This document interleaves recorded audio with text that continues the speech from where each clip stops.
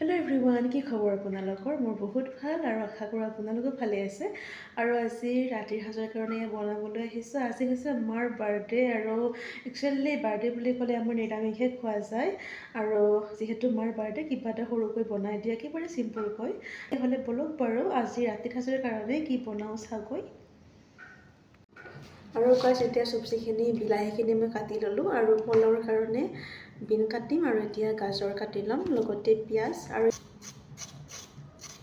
মই পনীৰখিনিও কাটি ল'লোঁ। এতিয়া গাজৰখিনি কাটিব লৈছোঁ সৰু সৰুকৈ পোলাও দিবৰ কাৰণে।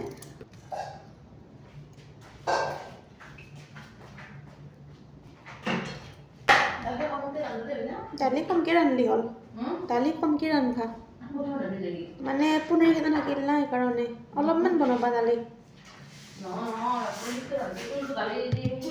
ৰাতি এনেও কমকৈ বনালেও হ'ব মা।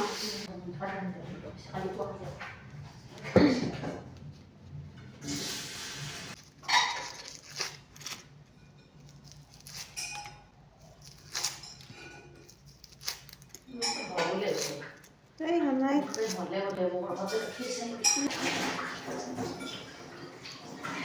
যে মই চাউলটো আছে সেইটো দিম না মা, সেইটো দিম না কলাৰ কাৰণে।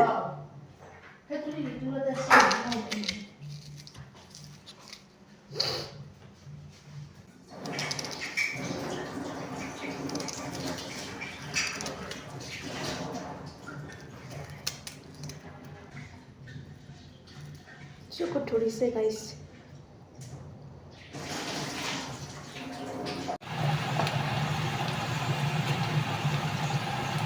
পিঁয়াজ জলকীয়া অকণমান সময় ভাজি ল'ম কাঢ়া হোৱালৈকে, তাৰপিছত বিলাহীখিনি বহাই দিম।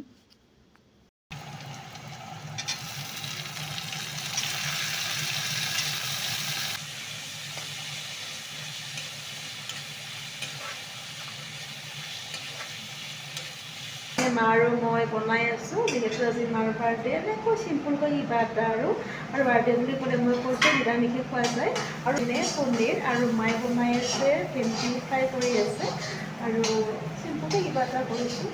আপোনালোকে গোটেই ব্লগটো চাই থাকিব।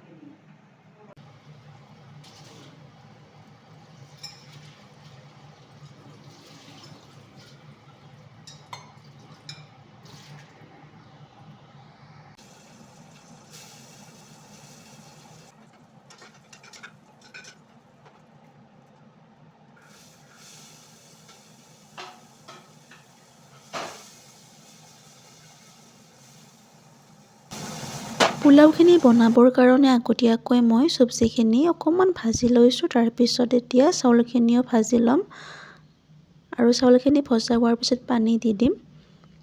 এয়া ভজা হৈ গ'ল আৰু এয়া পোলাও ৰেডি হৈ গ'ল, খাবলৈ বহুত সোৱাদ হৈছে।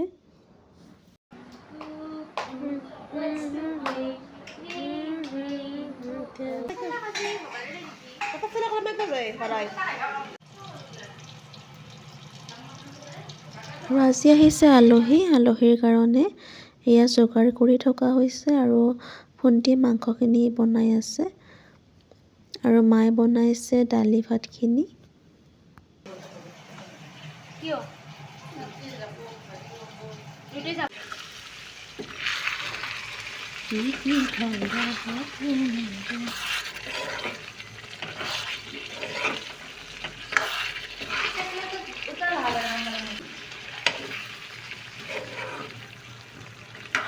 আৰু গাইছ এতিয়া আলহী গ'ল আৰু অকণমান ফ্ৰী হৈ ল'লোঁ আৰু এতিয়া ভাবিছোঁ আমাৰ পুৰণা ঘৰলৈ যাম। মানে আমি আগতে য'ত আছিলোঁ আৰু এয়া যাবলৈ ওলালোঁ আৰু আমি গোটেইকেইজনে যাম পুৰণা ঘৰলৈ আৰু বহুত দিন আইতাকো লগ পোৱা নাই। আহি পালোঁ আৰু ভণ্টিয়ে এয়া আল্টা লগোৱাত ব্যস্ত। আৰু এইপিনে খুৰীমায়েও চাহ আনিলে, আমি চাহ খালোঁ কথাৰ মাজতে।